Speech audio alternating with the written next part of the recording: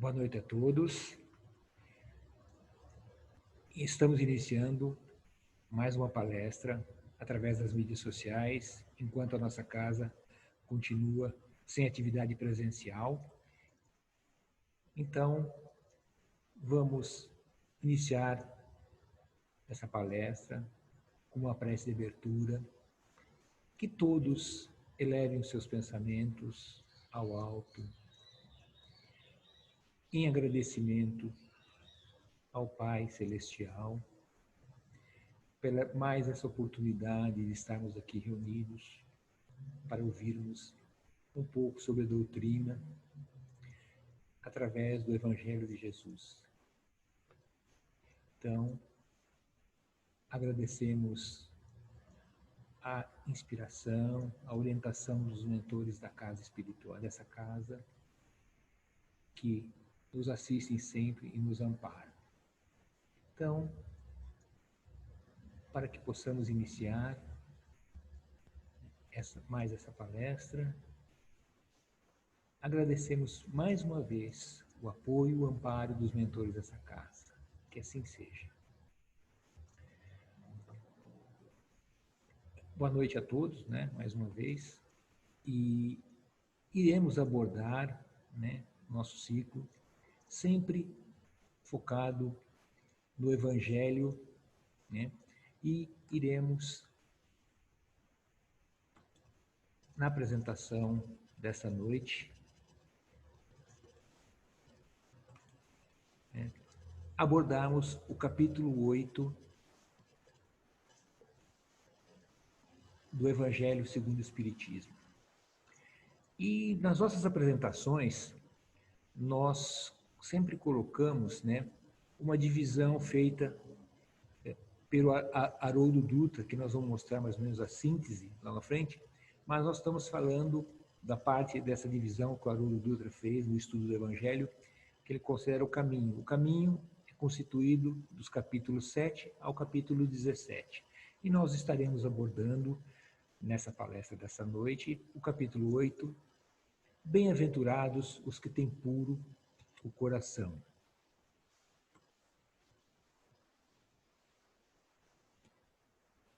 E a doutrina espírita, tem como foco principal, uma frase muito bem forte e bem definida por Kardec: nascer, morrer, renascer, ainda progredir, sem cessar. Tal é a lei. Então, nós sempre focamos as nossas palestras nesse conceito fundamental da doutrina espírita.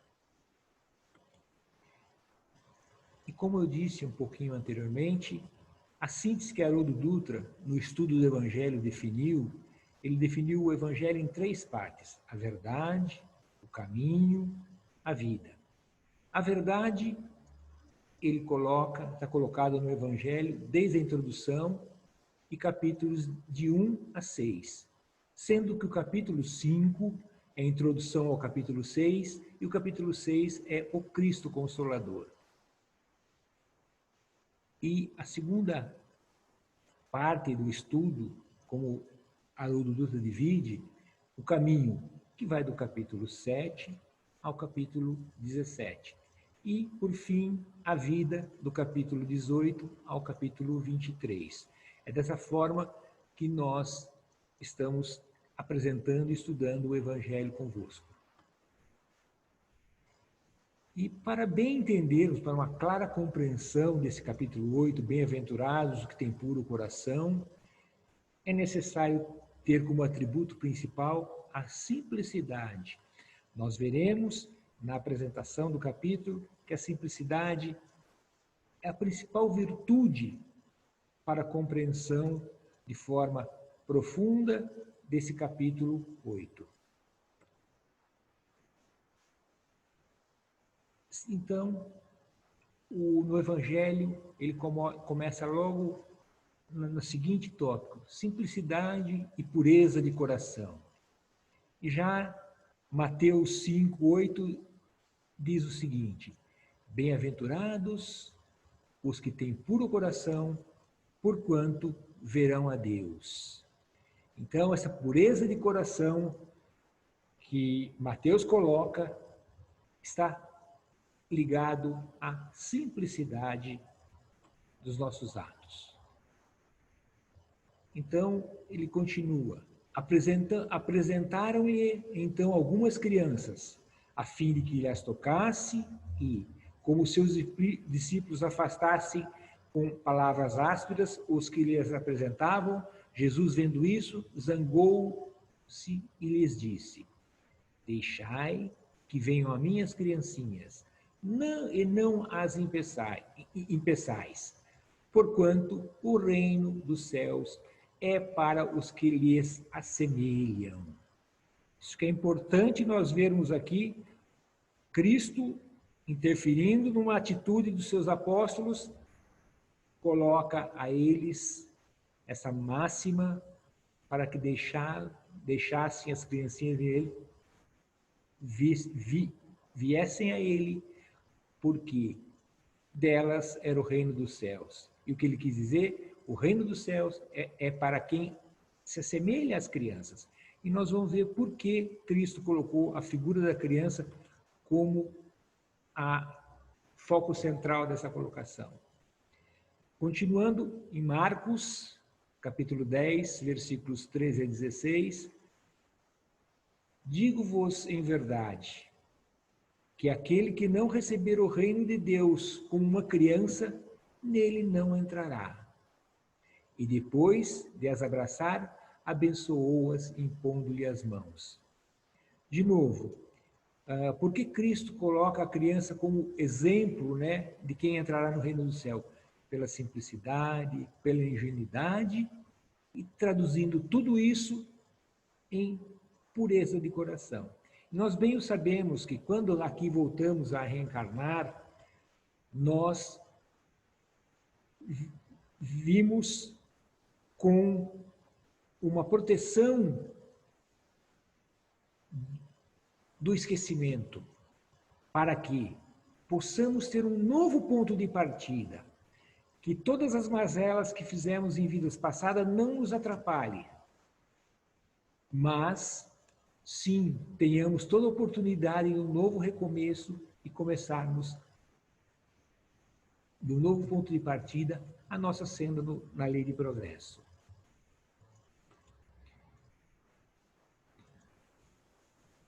A pureza do coração é inseparável da simplicidade e da humildade. Exclui toda a ideia de egoísmo e de orgulho. Por isso é que Jesus toma a infância como emblema dessa pureza, do mesmo modo que tomou como a da simplicidade e da humildade. Então, bem, meus caros irmãos, nós sabemos que nós devemos cultivar as nossas virtudes e, entre elas, a simplicidade e a humildade. Em contrapartida, temos que nos desfazer do egoísmo e do orgulho. E Cristo nos coloca um exemplo de simplicidade e de humildade, a pureza da infância. Então, nós devemos ter como foco realmente esses pontos que Jesus nos coloca.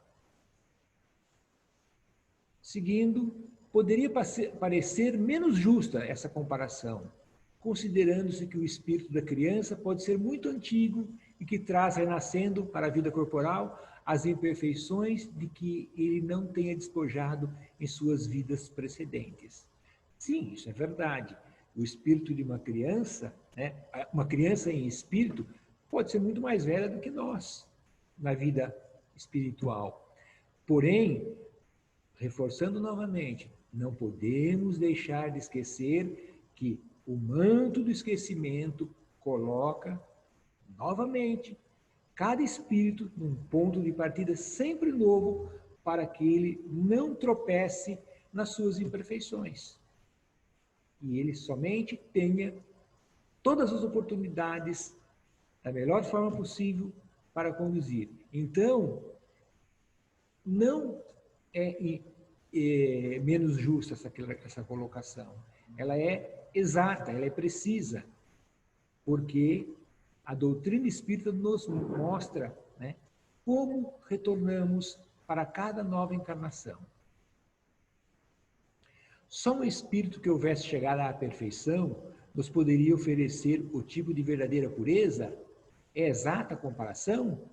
Porém, do ponto de vista presente, porquanto a criancinha, não havendo podido ainda manifestar nenhuma tendência perversa, nos apresenta a imagem da inocência e da candura.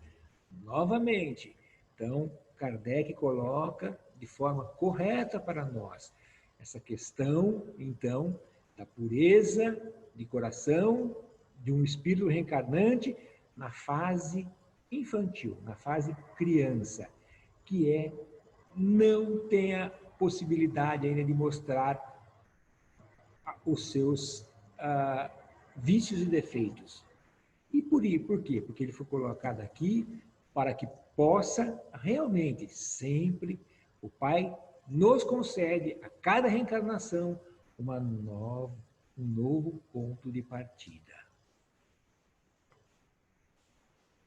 Daí o não dizer Jesus, de modo absoluto, de que o reino dos céus é para ela, mas para os que se lhes assemelhem.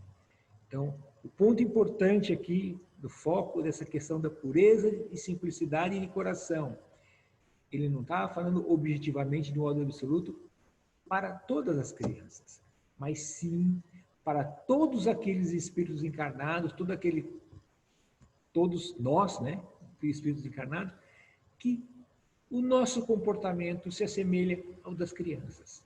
Com quê? Com simplicidade e com a pureza do coração. Então, esse é o ponto que nós temos que entender da mensagem do Cristo.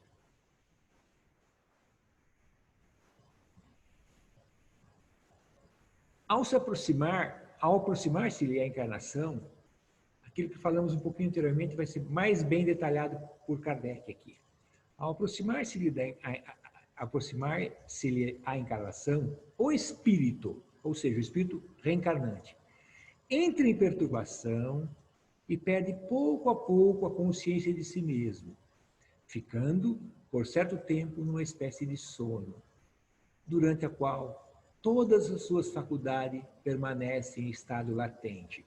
Olha a beleza da questão do esquecimento. Então, no processo reencarnatório, que tanto André Luiz coloca nos seus livros, né, como um repórter do plano espiritual trazendo a mensagem para nós, ele coloca todos os mecanismos de uma reencarnação, ou seja, todas as suas faculdades permanecem em estado latente, ou seja, fica no esquecimento e latente, para que possa ter um novo ponto de partida.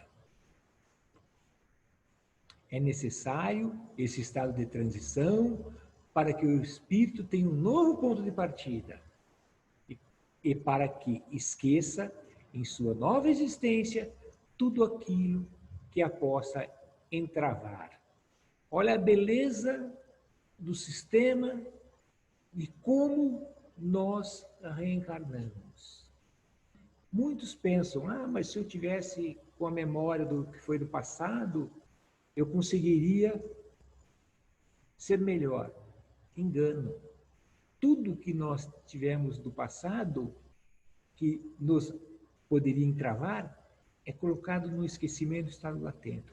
Porém, todos aqueles aspectos positivos que nós já conquistamos, ele nos virá através da intuição, da inspiração, e nós não nos fará falta, eles estarão presentes conosco, mas através de um modo sutil, da inspiração, da intuição. Então, o esquecimento realmente é uma bênção, é uma dádiva divina para que possamos começar com simplicidade e pureza de coração a cada nova encarnação. A partir do nascimento, suas ideias tomam gradualmente impulso, à medida que os órgãos se desenvolvem, pelo que se pode dizer que, no curso dos primeiros anos, o espírito é verdadeiramente criança, por se acharem ainda adormecidas ideias que lhe formam o fundo do caráter, que depois vão se aflorando. Porém, se nós tivermos uma boa educação, uma boa orientação moral, né, conseguiremos manter adormecida aquelas ideias não muito boas do caráter, mas cultivar sim aquelas virtudes boas para o coração.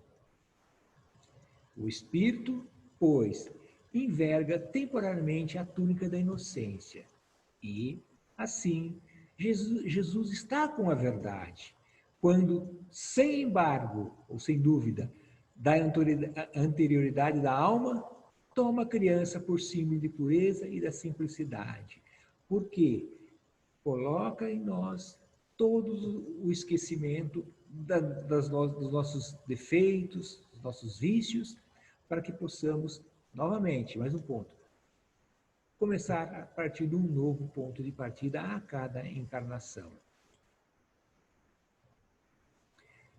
Pecado por pensamentos. Kardec e os Espíritos colocam para nós. A verdadeira pureza não está somente nos atos, mas também no pensamento. Porquanto aquele que tem puro coração nem sequer pensa no mal. Foi o que Jesus quis dizer. Ele condena o pecado, mesmo em pensamento, porque é sinal de impureza. Mas nós já sabemos que, claro, que pensamento também nos prejudica, sim, mas os atos nos prejudicam muito mais. Então, o que nós temos que primeiro colocarmos é, através dos nossos atos, temos a pureza. E logo a seguir, quando conseguimos dominar essa questão, começarmos a dominar também o nosso pensamento.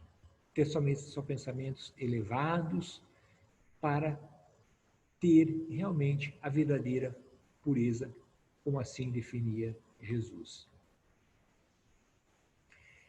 Esse princípio suscita naturalmente a seguinte questão: sofre-se as consequências de um pensamento mau, embora nenhum efeito produza? Então vamos ver a resposta que coloca. Cumpre-se faça aqui uma importante distinção. À medida que avança na vida espiritual, a alma que enveredou pelo mau caminho se esclarece e despoja pouco a pouco de suas imperfeições, conforme maior ou menor boa vontade se demonstre, em virtude do seu livre-arbítrio. Então, caros irmãos, aqui está colocado.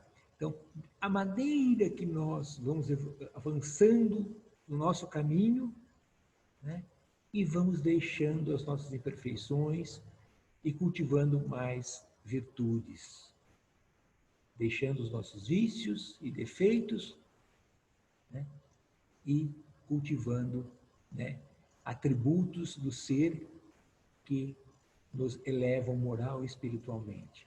E sempre em virtude do nosso livre-arbítrio. O que é nosso livre-arbítrio? Livre-arbítrio não se confunde com liberdade. Liberdade, né, ela tem uma definição, a minha liberdade vai até onde começa a liberdade do outro. Já o livre-arbítrio não. O livre-arbítrio é uma tomada de decisão nossa, né, que decidimos para onde vamos caminhar. Né? Então, devemos sempre escolher os que aquelas atitudes, cultivando sempre os atributos que elevam o ser. Então, ele conclui da seguinte forma: todo pensamento mau resulta, pois, da imperfeição da alma, mas de acordo com o desejo que alimenta de depurar-se, mesmo esse mau pensamento se lhe torna uma ocasião de adiantar-se, porque ela o repele com energia. É indício de um esforço por apagar uma mancha.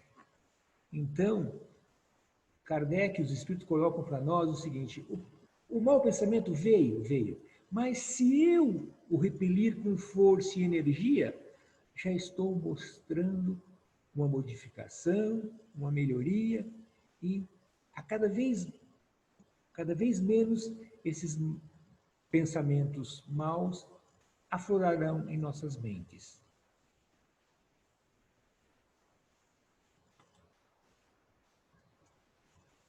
Em resumo, naquele que nem sequer concebe a ideia do mal, já há progresso realizado.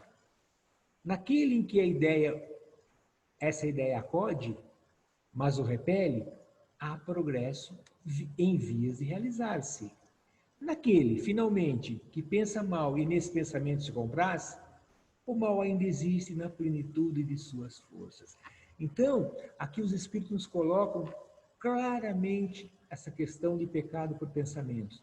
Ele coloca 3 fases para o Espírito aqui reencarnado. Aquele que nem sequer pensa, ou seja, o progresso está feito. Aquele que pensa, mas repele, é o progresso em realização, em vias de realizar-se. E aquele que se compraz disso, está um pouquinho mais atrasado, tem que refletir para começar a mudar as suas atitudes. E concluindo, o trabalho está feito, ou seja, já conquistou, né, essa questão de nem em pensamento ele estar em pecado. No outro está por fazer-se. Deus é justo, leva em conta todas as gradações na responsabilidade dos atos e dos pensamentos dos homens. Ou seja, é mais ou menos assim, a cada um segundo as suas obras. Então, mesmo em pensamento, né, nós devemos nos vigiar. A verdadeira pureza, mãos não lavadas. Nós bem o sabemos que na época de Jesus, o culto exterior era muito valorizado. Então, Jesus pega uma passagem para exemplificar essa questão do culto exterior e do culto interior. Então, está nessa colocação. Então, os escribas e os fariseus, que tinham vindo de Jerusalém, aproximaram-se de Jesus e lhe disseram: por que violam teus discípulos as tradições dos antigos, uma vez que não lavam as mãos quando fazem as suas refeições? E Jesus responde-lhes: por que violais vós outros o mandamento de Deus para seguir a vossa tradição? E Jesus conclui: hipócritas, bem profetizou de vós Isaías, quando disse: este povo me honra de lábios, mas conserva longe de mim o coração. É em vão que me honra ensinando máximas e ordenações humanas.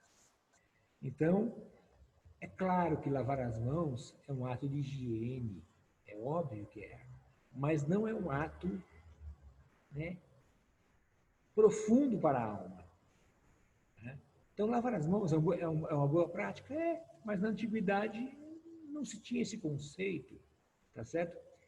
Eles tinham o conceito de lavar as mãos porque agradavam ao Senhor. Não, lavar as mãos é necessário para a nossa defesa fisiológica, tá certo? Mas eles queriam instigar a Jesus com essa questão dos discípulos do Divino Mestre não ter lavado as mãos para fazer as refeições.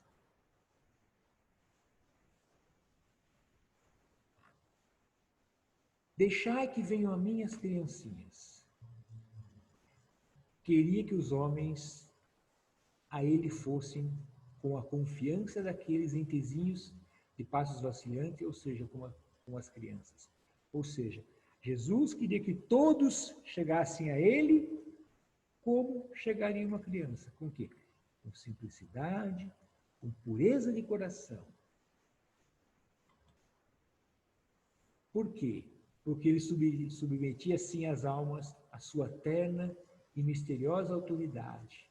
Ele foi o facho que ilumina as trevas, a claridade matinal que toca a despertar. Ou seja, Jesus estava abrindo, né, o coração do povo, então, dos seus conterrâneos, para lhe despertar, né, para iluminá-los, para sair das trevas do desconhecimento que até então viviam. E João Evangelista conclui: meus bens amados, são chegados os tempos em que, explicados, os erros se tornarão verdades. Ensinar-vos-emos o sentido exato das parábolas e vos mostraremos a forte correlação que existe entre o que foi e o que é. Digo-vos, em verdade, a manifestação espírita avulta no horizonte. E aqui está no seu enviado, que vai resplandecer como o sol no cume dos montes. João Evangelista, Paris, 1863. Então, o que João quer nos dizer aqui? Que todas as palavras que Cristo colocou em parábolas, que por muitos não foram compreendidas, né? E foram interpretadas de forma errônea, né? Se olhada no prisma correto, se tornarão verdades, são verdades, né? Porém, mal compreendidas pelo atual estágio evolutivo, então, do povo daquela época, mas que, através do Evangelho estudado, aprendido, refletido, nós podemos encontrar o verdadeiro, ou seja, as verdades, o verdadeiro significado das palavras do Divino Mestre colocou através dos que escreveram o Evangelho, os Evangelhos. Uma nota importante que Kardec coloca no Evangelho é a seguinte: quando uma aflição não é consequência dos atos da vida presente, deve-se-lhe buscar a causa numa vida anterior. Tudo aquilo que se dá o nome de caprichos da sorte, mas não é do que o efeito da justiça de Deus, que não aflige punições arbitrárias, pois quer que a pena esteja sempre em correlação com a falta. Então, caros irmãos, aqui Kardec coloca mais uma vez: se não temos explicações para as nossas aflições na vida presente, devemos colocar essas causas numa vida anterior, que por via do esquecimento não nos lembramos, mas temos a intuição, temos a sensação, tá certo?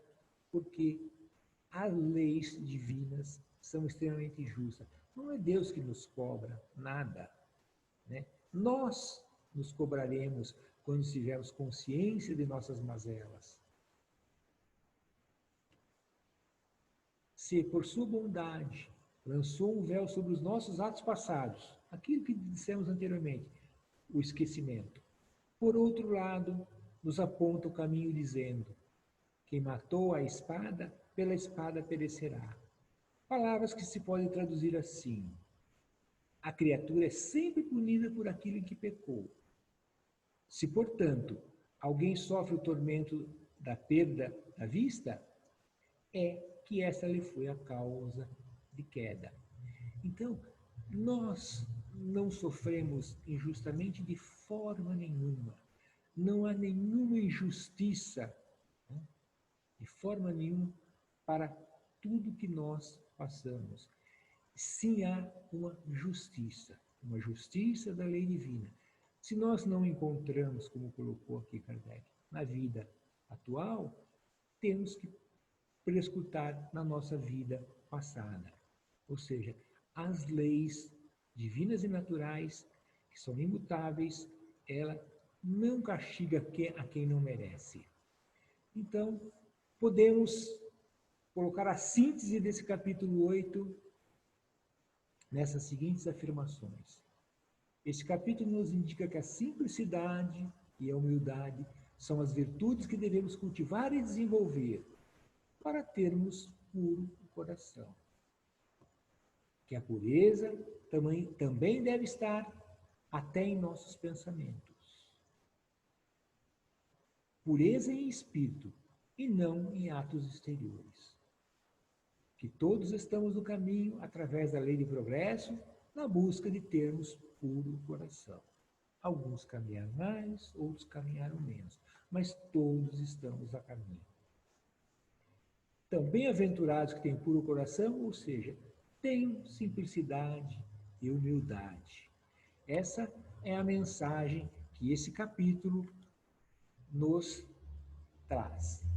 E que Deus os abençoe, que assim seja. Então, concluímos a apresentação do conteúdo do capítulo 8, Bem-aventurados que têm puro coração.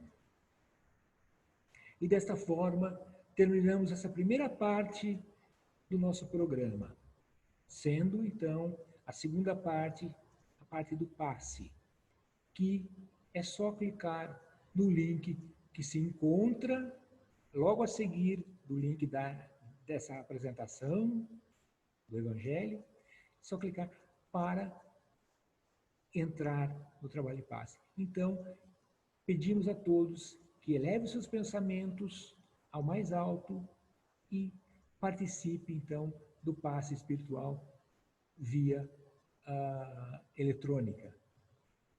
Que assim seja.